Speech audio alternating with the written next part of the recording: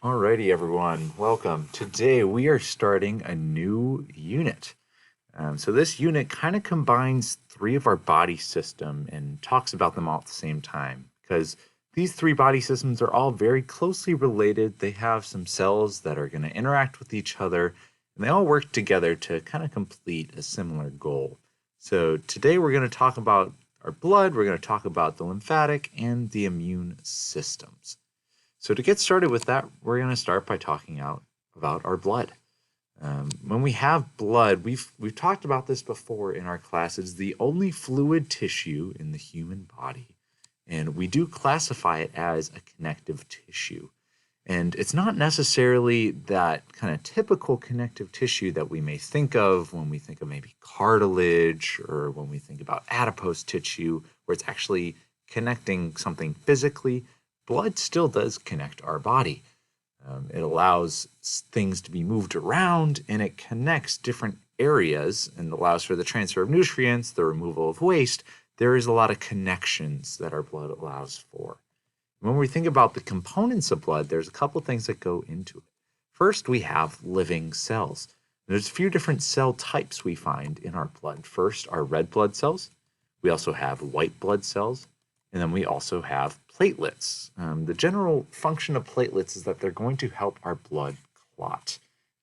These are going to be especially helpful if you get a cut. These are going to help our bodies from losing too much blood. They're going to help to form that clot so that we don't lose blood after we get a cut. The rest of blood is going to be a non-living matrix called plasma.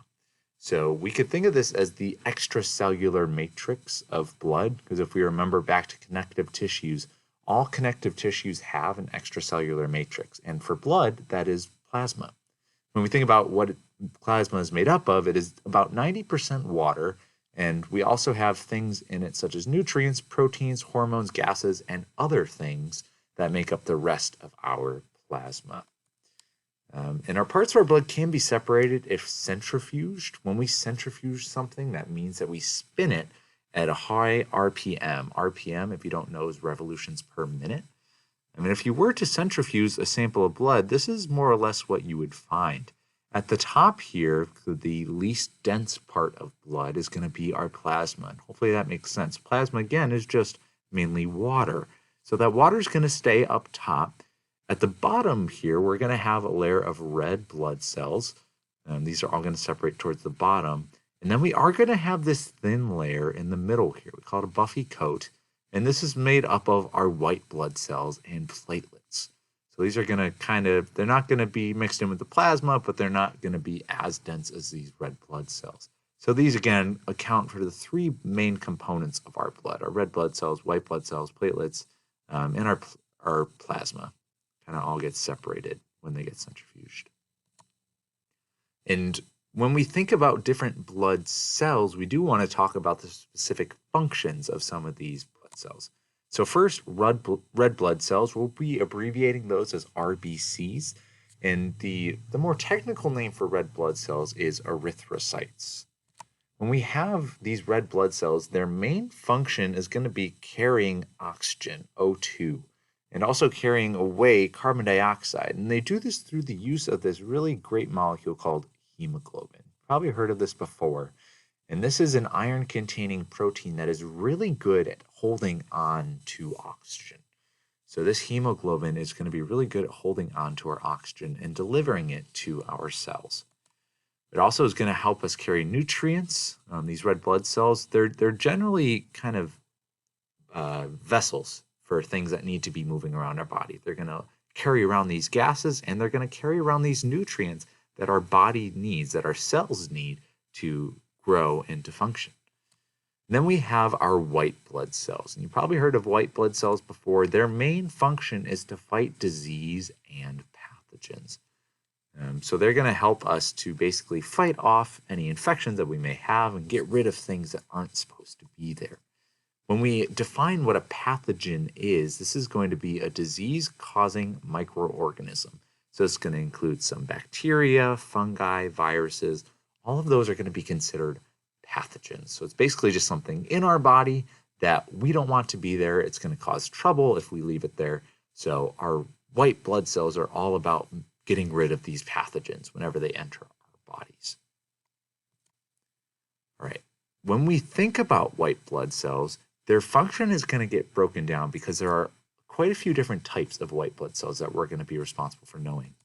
First, we have our first class called neutrophils. And neutrophils are going to be really good at taking in foreign material / pathogens, and we use this word ingest to describe them.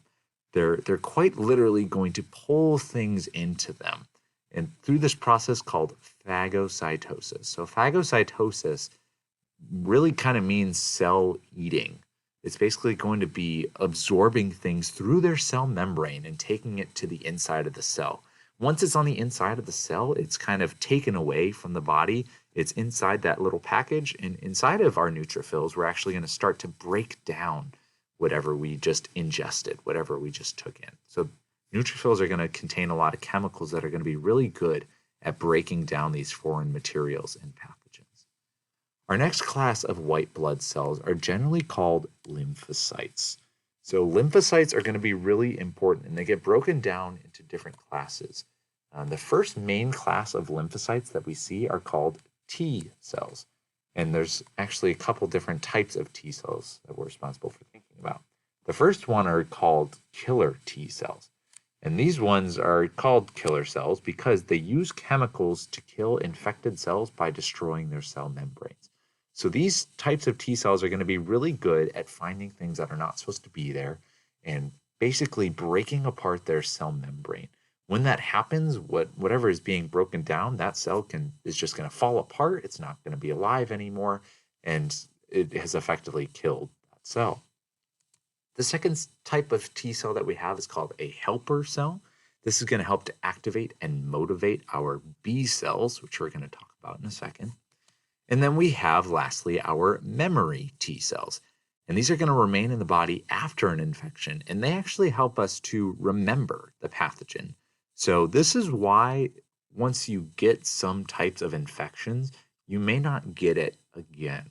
We're going to have these special memory cells in our immune system, in our white blood cells specifically, that are going to help us to remember things that we've seen before. So once we've seen something, we're not going to forget it, so we can therefore try to fight it off in the future.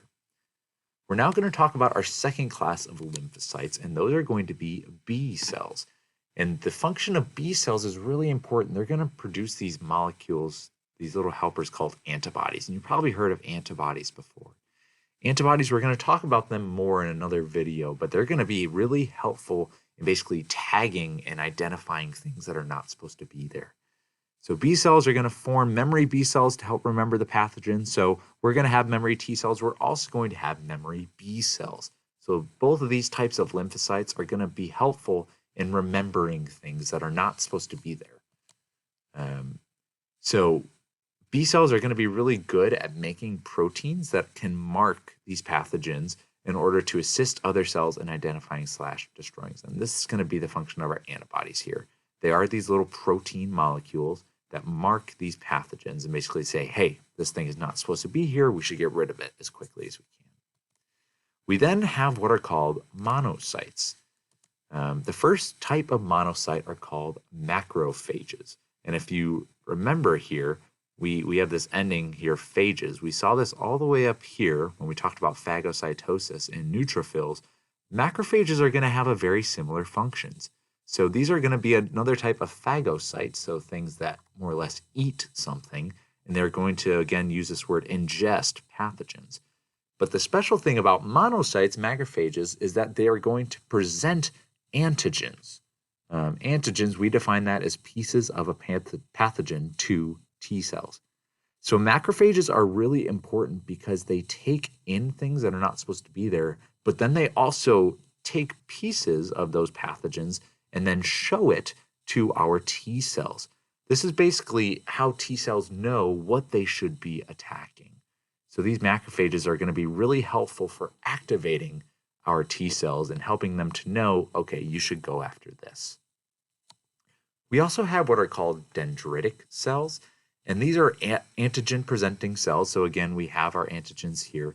Dendritic cells are also going to be presenting pieces of our pathogens and serve the very similar function of activating our T cells. So both macrophages and dendritic cells are going to be presenting these antigens to T cells. And lastly, we have other molecules called eosinophils and basophils. And these two molecules release histamines to stimulate inflammatory responses.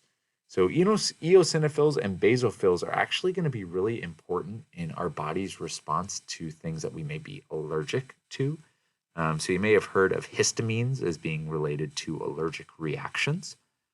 So when we have our eosinophils and basophils, they're going to release histamines that are going to cause an inflammatory response, basically just saying, okay, we have these things that are not supposed to be here. We're going to release this chemical that's going to bring other types of molecules in, other cells in, to help us deal with this danger to our body. And to wrap up this video, we are going to briefly talk about the lymphatic system. We're not going to go too much into the detail of the lymphatic system, but we do see a nice picture here. Upon a first glance, you may think, this kind of looks like our circulatory system. We have a series of vessels and kind of branching molecules that are moving all around our body. However, the lymphatic system is separate from our circulatory system. It's not carrying blood, our lymphatic system. It's going to have a different function. And the lymphatic system is going to play an essential role in our body's defense. So how do we protect our body from things that are not supposed to be there? It's also going to help with our resistance to disease as well. So protecting our body and resisting disease.